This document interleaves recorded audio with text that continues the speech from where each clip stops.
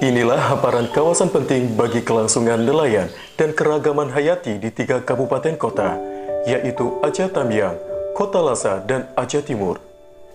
Kekayaan alam yang ada di kawasan mangrove berupa flora dan fauna yang ada di dalam kawasan disadari ataupun tidak oleh masyarakat setempat menjadi suatu ekosistem yang saling memberi dan menerima manfaat dari lingkungan tersebut. Pengelolaan sumber daya alam yang berkelanjutan serta bertanggung jawab menjadikan kawasan ini terjaga. Di sini masih ditemui rutinitas dalam mencari rezeki di laut dan alur-alur wilayah mangrove.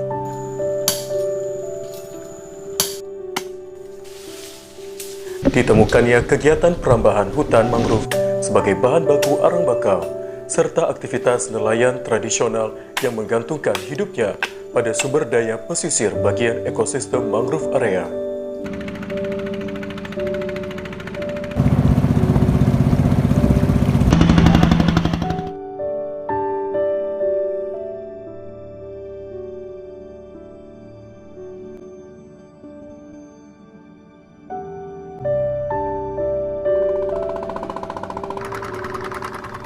Pemanfaatan sumber daya alam dan lahan pertanian serta berkolam tambak bagi masyarakat tentunya tidak bisa dihindarkan.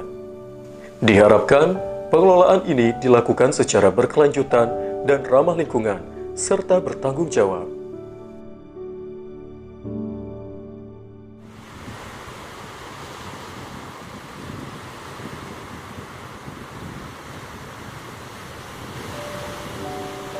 Alhamdulillah, walaupun secara itunya saya nggak diakui usaha saya, tapi dengan kebahagiaan tersendiri saya bisa menampung tenaga kerja. Berarti saya menciptakan lapangan kerja, berarti sudah meringankan sekitar 8 kakak, sudah meringankan dari segi ekonomi. Alhamdulillah bagi saya. Walaupun ya secara nasional, secara undang-undang saya nggak diakui usaha saya. Nah, di satu pihak, tapi dari segi perekonomian saya sudah menampung ataupun sudah meringankan beban hidup 8 kakak. Kalau saya pribadi, kalau di Arang ini sangat-sangat prospek. Ini bukan berarti saya nanti mendiskriminasi pemerintah. Seharusnya pemerintah harus jeli melihat kebutuhan Arang ini bukan untuk RI aja. Ini internasional. Kalau misalnya pemerintah daerah, mungkin Kepres ataupun di apalah ya kan, dibuat sebuah keputusan, bikin tata kelolanya, ini petani Arang tebang, tanam. Jadi kalau tata kelola seperti itu dijalankan oleh pemerintah, kami ini diayomi, diarahkan, sosialisasikan, ini plus, ini minus, mungkin akan berjalan berbarengan. Nah, pada akhirnya itu akan terjadi PAD.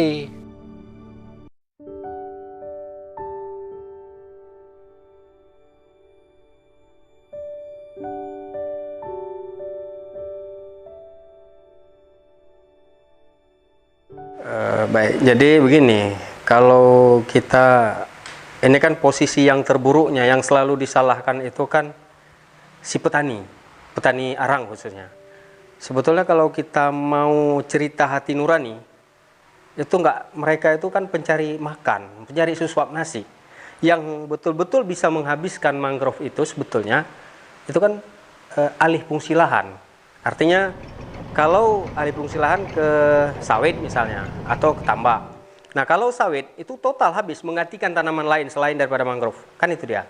Kemudian juga tambak. Nah, tambak begitu dibuka juga habis. Nah, sementara kalau petani Arang, itu kan masih ada tersisa. Kayaknya sudah sekian lama mereka melakukan kegiatan itu, tapi nggak pernah habis. Tapi begitu masuk ahli fungsi lahan atau membuka kebun, pemukiman baru, terus tambak, itu kan total habis.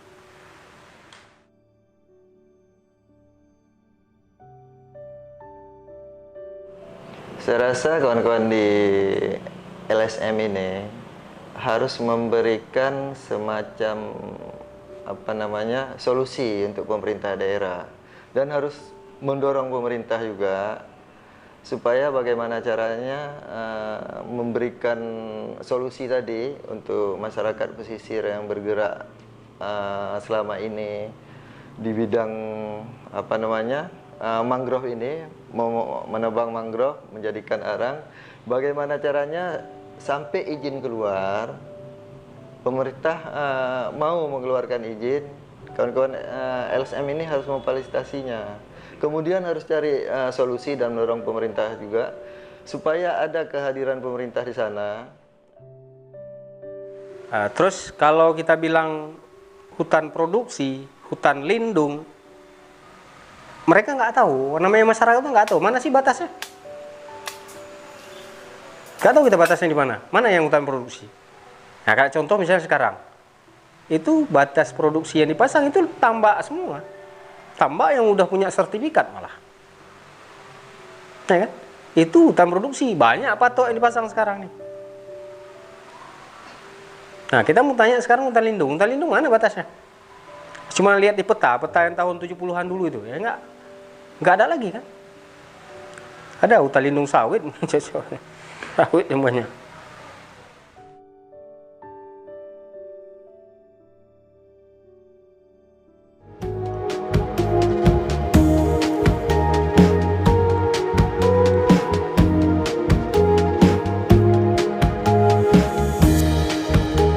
Dari hasil investigasi di lapangan, kami dapat menyimpulkan jumlah sebaran dapur arang di Kabupaten Aceh Tamiang, Kota Lasa, dan Aceh Timur sebagai berikut.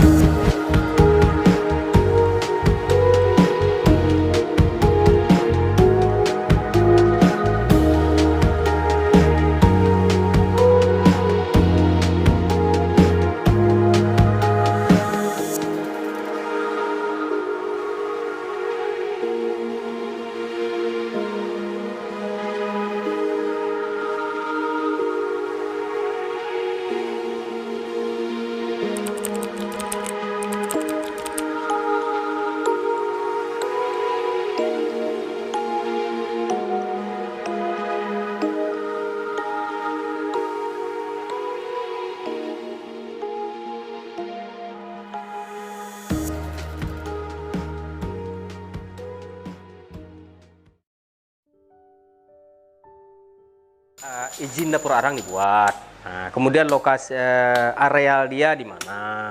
Nah, jadi kan bisa hari ini dia nebang, terus ada nebang tapi ada tanamnya. Jangan nebang dur, ya kan? Terus nebang tapi tanamnya nggak ada.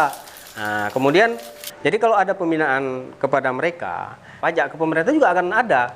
Nah, sementara kalau yang lainnya seperti misalnya tambak, ya. Tambak kan nggak ada masuk pajak itu sedikit pun. Berapa putaran uang itu arang ini. Cuman kan sepertinya mereka melihat sebelah mata gitu. Gak ada hasil, seperti kecil sekali gitu kan. Padahal kalau dibuat diatur sedemikian rupa, aturannya semuanya, mungkin PAD Tamiang ini besar. Kondisi tutupan hutan mangrove saat ini di Aceh Tamiang, Kota Lasa, dan Aceh Timur sudah sangat kritis, dan semakin banyak kita jumpai tunggul-tunggul mangrove yang sudah mati.